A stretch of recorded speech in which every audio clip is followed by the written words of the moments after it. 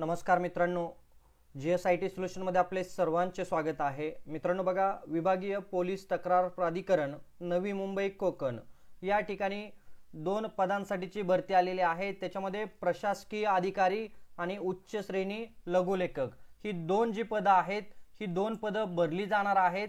आणि त्याच्यामध्ये बघा, जुनी जी वेतन श्रेणी होती ती कशा पद्धतीने होती तर दिलेला आहे।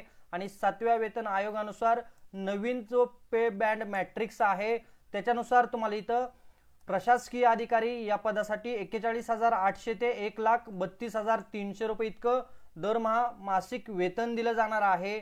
आणि उच्च श्रेणी लघुलेखकसाठी 41,800 ते 1,32,300 इतकं तुम्हाला मानधन दिलं जाणार आहे। मित्रांनो बघा, दोन्ही पोस्टसाठी मानधन हे तेवढंच दिलं जाणार आहे। आणि ही जी भरती आहे याच्यासाठी तुम्हाला डायरेक्ट इंटरव्ह्यू असणार आहेत।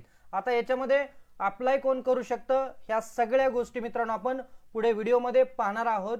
त्यासाठी मित्रांनो, तुम्ही अजूनपर्यंत आपल्या चॅनलला लाईक केलं नसेल तर प्लीज आपल्या चॅनलला लाईक करा, सबस्क्राइब करा आणि सगळ्यात महत्त्वाचं म्हणजे बेल आयकॉनचं बटन क्लिक करा, म्हणजे असेच माहितीपूर्ण नवनवीन व्हिडिओ सर्वात अगोदर तुमच्यापर्यंत येऊन जाणार आहे।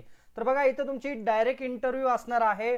त्याच्यामध्ये करार पद्धतीने नियुक्ती करण्यात येणारे सेवानिवृत्त अधिकारी यांनी करावयाच्या कामाचा अर्जाचा नमुना, प्रतिज्ञापत्र, अनुभव, वयोमर्यादा, मासिक परिश्रम, भत्ते, कर्तव्य व जबाबदाऱ्या इत्यादी अटी शर्तीवरती तुम्हाला ज्या काही नियुक्ती केली जाणार आहे ती नवी मुंबई police.gov.in हे जे वेबसाईट आहे या वेबसाईटवरती याबाबतची सविस्तर माहिती दिलेली आहे मित्रांनो। आणि ही जी भरती आहे ही भरती मित्रांनो तात्पुरत्या स्वरूपाची आहे।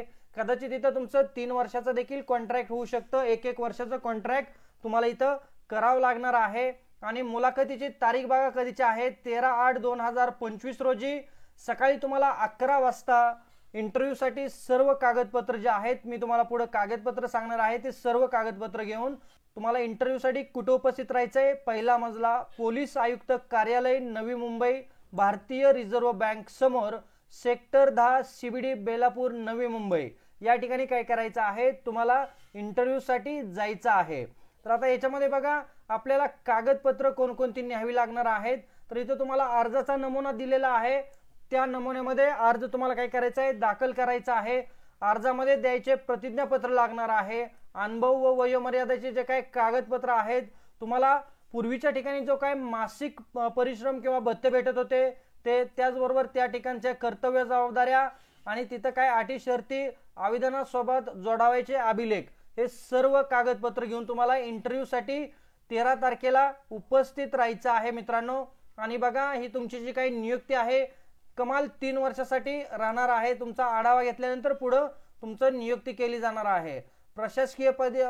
प्रशासकीय अधिकारी या पदाचा पात्रता आणि अनुभव काय दिलेला आहे बघा, की तुमचं शासकीय अथवा निमशासकीय कार्यालयातील नोंदणी शाखा, पत्रव्यवहार शाखा, विभागीय चौकशी व लेखा शाखा करून कोशागारात सादर करणे, संगणकावर टंकलेखन करणे इत्यादी कार्यालयीन कामाचा किमान 3 वर्षाचा तुमच्याकडे अनुभव असणं आवश्यक आहे।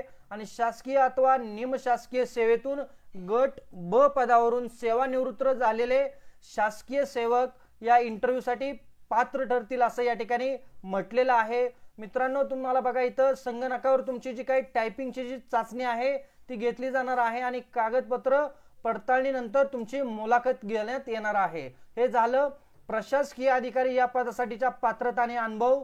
त्याच्यानंतर बघा, उच्च श्रेणी लघुलेखक पदासाठीच्या पात्रता आणि अनुभव आपल्याला पाहायचा आहे। बघा, गट ब राजपत्रित पदावरून सेवानिवृत्त झालेले शासकीय सेवक असणं आवश्यक आहे। आणि मराठी इंग्रजी लघुलेखनाचा किमान 3 वर्षाचा अनुभव असला पाहिजे। मराठी लघुलेखन 120 शब्द प्रति मिनिट असलं पाहिजे आणि मराठी टंकलेखक 40 शब्द प्रति मिनिट असलं पाहिजे। इंग्रजी 100 शब्द प्रति मिनिट आणि इंग्रजी टंकलेखन 40 शब्द प्रति मिनिट असणं आवश्यक आहे। या विद्यार्थ्यांना प्रत्यक्ष तुमची चाचणी घेतली जाणार आहे त्या ठिकाणी आणि त्याच्यानंतर तुम्हाला काय केलं जाणार आहे, मुलाखत तुमची घेतली जाणार आहे। तर बघा, याच्यामध्ये शासकीय अथवा निमशासकीय सेवेतून गट ब पदावरून सेवानिवृत्त झालेले शासकीय सेवक या इंटरव्ह्यू साठी पात्र असणार आहेत असं या ठिकाणी मानण्यात आलेलं आहे। तर मित्रांनो बघा, इथे तुम्हाला अर्जाचा नमुना देखील देण्यात आलेला आहे। या नमुन्यामध्ये तुम्हाला काय करायचं आहे, अर्ज करायचा आहे। त्याचबरोबर प्रतिज्ञापत्राचा देखील तुम्हाला इथं नमुना दिलेला आहे। या नमुन्यात प्रतिज्ञापत्र तुमच्या अनुभवाबाबतीच्या इथं सगळ्या फॉर्मॅट दिलेला आहे। त्या फॉर्मॅटमध्ये तुम्हाला तुमचा अनुभव टाकणं आवश्यक आहे। तुमच्या कर्तव्य जबाबदाऱ्या या ठिकाणी तिथं नमूद करायच्या आहेत।